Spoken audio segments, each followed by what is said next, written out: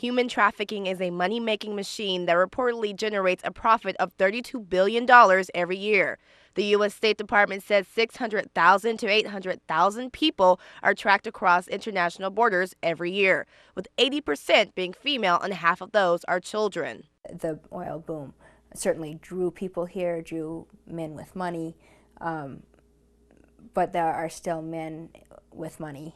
In every community, there are still women and children being abused. I think a lot of people just think that it is Minot, Williston, Fargo, the bigger areas. And I was informed that there is a case open here in Bottineau County right now. Though the case cannot be confirmed by law enforcement and Border Patrol, they did say that there are more than 10 incidents of sexual abuse or misconduct in the community within the last year alone. One survivor says she was trafficked when she was 19. I was originally trafficked out of Duluth, Minnesota. So again, the upper Midwest, people think it doesn't happen. I was trafficked there and then, yes, sent around to many different places. After being arrested with her trafficker, John got out of serving any time by testifying against him. Backpage.com is a well-known site pimps and Johns use to traffic their victims. Senator Heidi Heitkamp has been opposed to it and just this week spoke out about it again. Your company exploits children all across this country, not just in places like New York City or at a Super Bowl, places like Watford City, places like Minot, where we rescued a 12-year-old and a 14-year-old when their mothers discovered them on Backpages. After that subcommittee hearing, Backpage.com announced the shutdown of its adult services section. Yet, less than an hour after being shut down, the Women Seeking Men section had a number of ads selling sex. We can't just shut things down. We've got to go way, way back in combating this. How can we stop this versus shutting these things down because the demand is still there? And if the demand is there, then someone's going to supply the product, and that product happens to be the victims and the clients we serve. So you say if you and I be together, I have to provide some money, right? So how much you want? 90% of these women who are posted on Backpage or other internet sites that provide sexual services for money, we know that these girls are under traffickers' control. There's girls that I am seeing on here on Backpage.com that I've seen from 3 years ago. Lizenko is also a survivor of trafficking, and she has been working in Williston for the past 3 years fighting human trafficking. For NBC North Dakota News, I'm Candace Charles. That right there is what I'm looking for. Why is that door propped open? It's a key lock. I mean, it could be construction, but this store is famously known for door C, hall C. There's history there. That's the brothel hall. And I'm gonna actually get out and go check. Most of Wendy Lizenko's days and nights are spent searching for victims of human trafficking, a life she is more than familiar with. I was sold into sex trafficking at a party at 13 after being a runaway for a couple years, recruited by another teen, and then that's what thrust me into the life of sexual exploitation through trafficking. Lizenko's life didn't change until she was 32. After years of working in Miami on human trafficking, she came to North Dakota. I started to hear reports from local community members about working over in the Bakken and man camps and the oil fields. And one of the guys that I attended church with had shared with me how he had overheard some men ordering some girls, and that one of the guys had asked to see if they had any 11-year-olds. And that for me, being in the work, all of a sudden it was like, okay, where's North Dakota and how do I get there? Over the past 3 years, Lizenko has worked with more than 50 girls and housed 15. She says the demand is here and race is a prevalent issue in human trafficking. A lot of the things that are going on in developing oil country is affecting the reservations. We have a high population of Native Americans.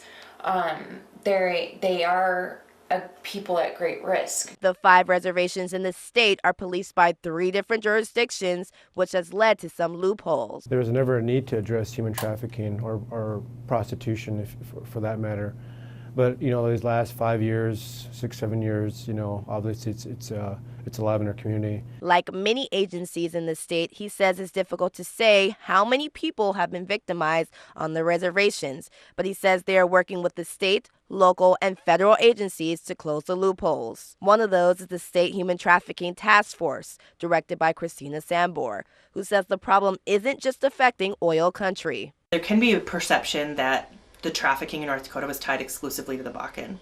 What we've seen consistently since we've started to formalize data collection is that there's as much, if not more, activity going on in Fargo-Moorhead than there is in Minot, Williston, Wofford City.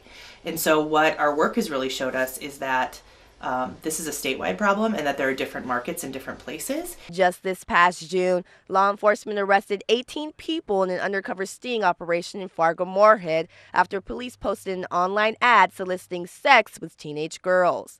The sting was a wake-up call for many about the demand that exists for human trafficking. For NBC North Dakota News, I'm Candace Charles.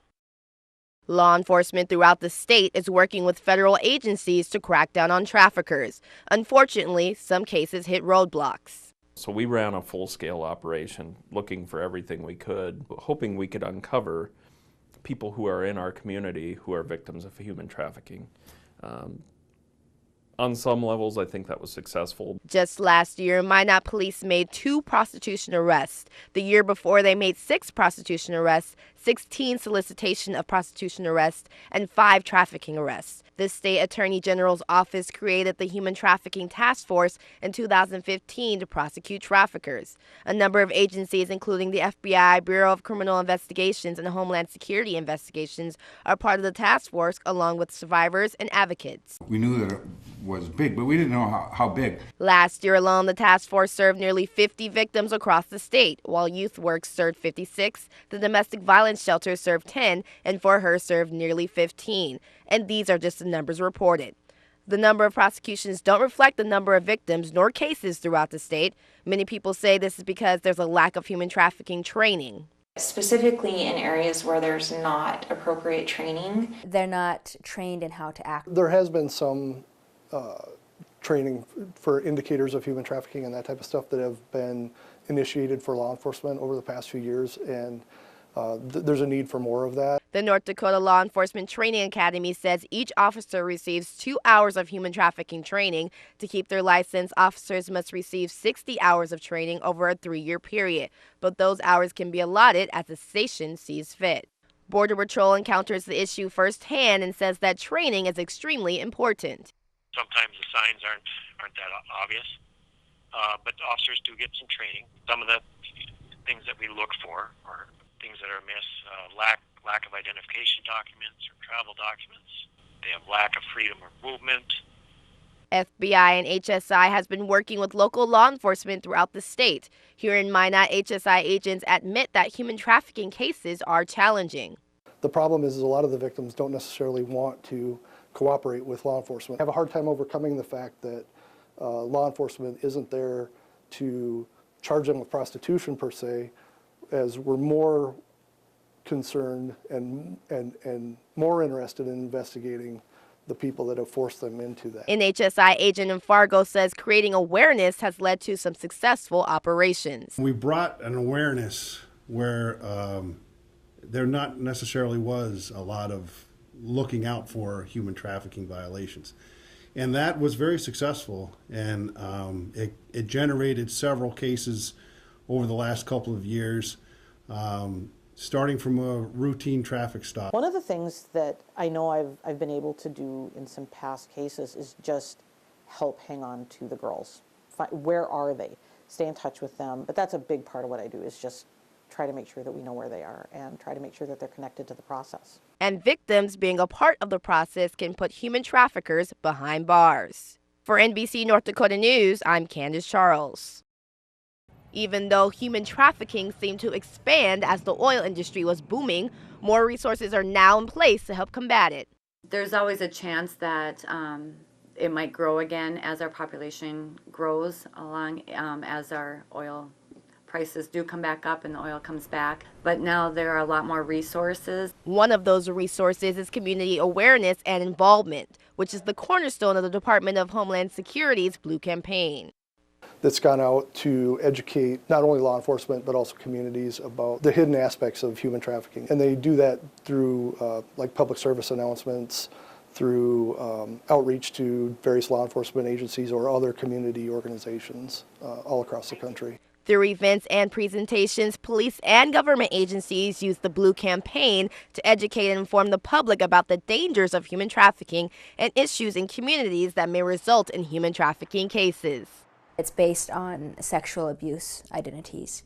And so I think if we could recognize what sexual abuse looks like, we might be able to even prevent a lot of people from being victimized in trafficking. Kind of like a checklist that we go through when we're dealing, especially with our at-risk youth, on do they fall under these categories, and if they do, then we want to offer them extra services, kind of that preventative service before it happens. So each one of those things, I had that checklist. There's also a relatively new app that allows you to join the fight against trafficking. It's called Trafficking. All you have to do is snap pictures of your hotel room, and the images are added into a national database that authorities can use to cross-reference images online. While the fight can be done with an app in a hotel room, it can also happen in a doctor's office. The trend that we see here in the hospital is not necessarily an increase from what we have in the past. I think because of those reasons is that these women aren't always coming to us as kind of a routine gynecologic visit. Though many victims may go into a free clinic, doctors and nurses across the country are looking for signs of abuse.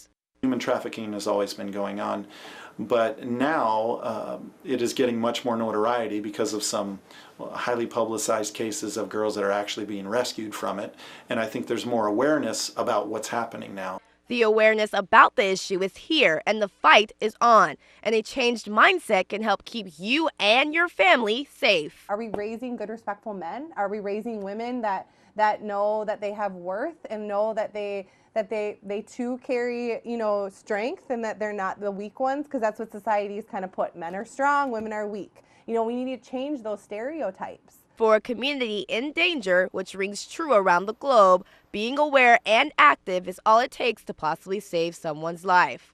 For NBC North Dakota News, I'm Candace Charles.